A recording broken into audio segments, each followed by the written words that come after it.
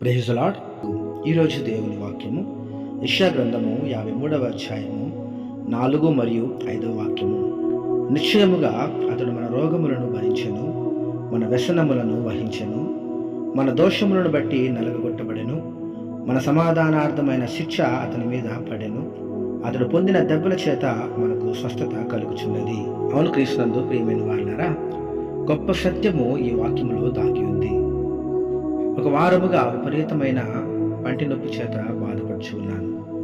ఎంతైనా తగ్గకపోయేసరికి ఇక హాస్పిటల్కి వెళ్ళాలని నిర్ణయించుకుని డాక్టర్ని కలవడం జరిగింది.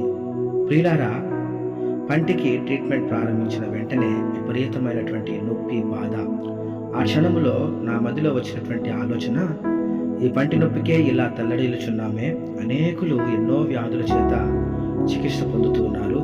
ఆయా వ్యాధులకు తగిన విధముగా నొప్పి, బాధ చేత విలపిస్తూ ఉన్నారే, భరిస్తూ ఉన్నటువంటి వారికి తప్ప ఆ బాధ ఎంత వేదనిచ్చునని తలంచుచు ఉన్నాను. గమనించండి, క్యాన్సర్ పేషెంట్స్ ఉన్నారు, వారికి కీమోథెరపీ ఇవ్వాలి.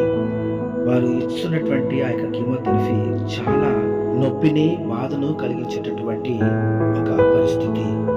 దాని గుండా వారు పయనించవలసినటువంటి స్థితి. ఇలా ఎన్నో రోగాలకు చికిత్స విధానం అనేది ఒక విధంగా వేదనను, బాధను, నొప్పిని కలిగించేటటువంటి చికిత్సగా ఉంటున్నాయి.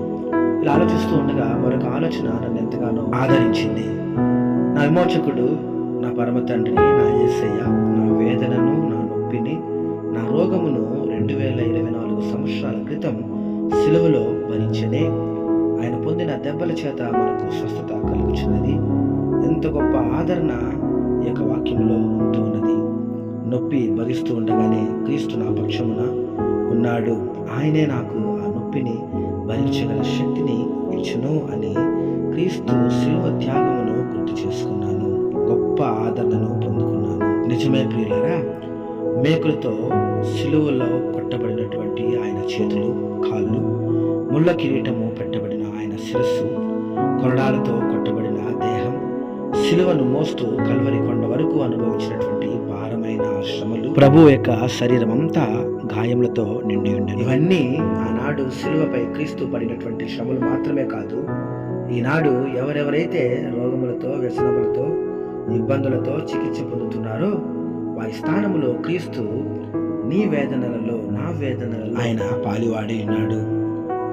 దిగులు చెందుతూ సోలిపోతూ ఉన్నటువంటి నీతో ఆ ప్రభు చెప్తున్నటువంటి మాట, నీ ప్రతి నొప్పి ఆయనకు తెలుసు, నీ ప్రతి వేదన ఆయనకు తెలుసు, నీ ప్రతి కన్నీరు ఆయన బాగా ఎరిగి ఉన్నాడు.